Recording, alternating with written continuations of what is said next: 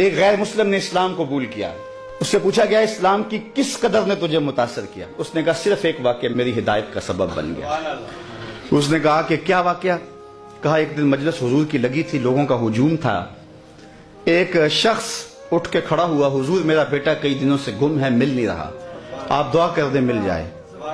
تو آقا کریم علیہ السلام قبل اس سے کہ ہاتھ اٹھاتے ایک شخص جو باہر دروازے پہ کھڑا تھا اس نے کہا حضور ابھی ابھی میں آیا ہوں فلاں باغ سے گزر کے، میں نے بچوں کے ساتھ اس کے بیٹے کو کھیلتا دیکھا فلاں باغ میں. باپ نے سنا کہ میرا بیٹا فلاں باغ میں ہے تو ظاہر اس نے فوراً دوڑ لگا دی. تو آقا کریم علیہ السلام نے فرمایا اسے بلاؤ. بلایا گیا، کہا بہت جلدی ہے. جی حضور آپ جانتے ہیں کئی دنوں سے بچھڑا ہوں، اس کی ماں الگ تڑپ رہی ہے، میں الگ بے چین ہوں، کئی دن سے کھایا کچھ نہیں، جب خبر ملی ہے تو بہت جلد بچے سے ملنا چاہتا ہوں. فرمایا ضرور جاؤ، میں روکتا نہیں، روکنے کے لیے بلایا بھی نہیں، لیکن تمہیں بلانے کا بھی ایک مقصد تھا. جی حضور ارشاد فرمائیے. فرمایا جب باغ کنارے جاؤ بچوں کے ساتھ اس بچے کو کھیلتا دیکھو، تمہارے بیٹے کو جب تم کھیلتا پالو تو اسے بیٹا بیٹا کہہ کے آوازیں نہ دینے لگ جانا، جو نام رکھا ہے اس نام سے پکارنا.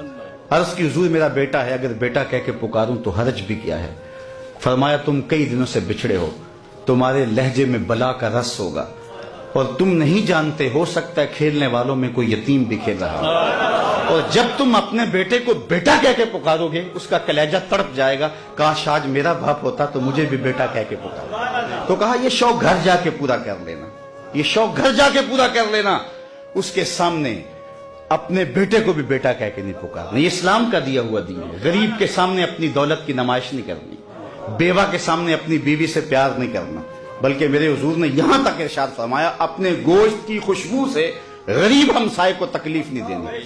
یا تو تھوڑا سا پانی زیادہ ڈال لو اور شوربے کی ایک پیالی ہمسایوں کے گھر بھی بھیج دو.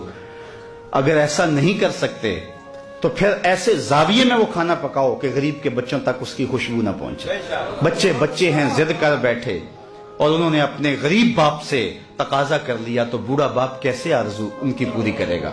وہ کیا کسی نے کہا تھا نا، اسی ڈر سے وہ بچوں کو دوپہر میں سلا دیتی ہے گلی میں پھر کھلونے بیچنے والا نہ آ جائے.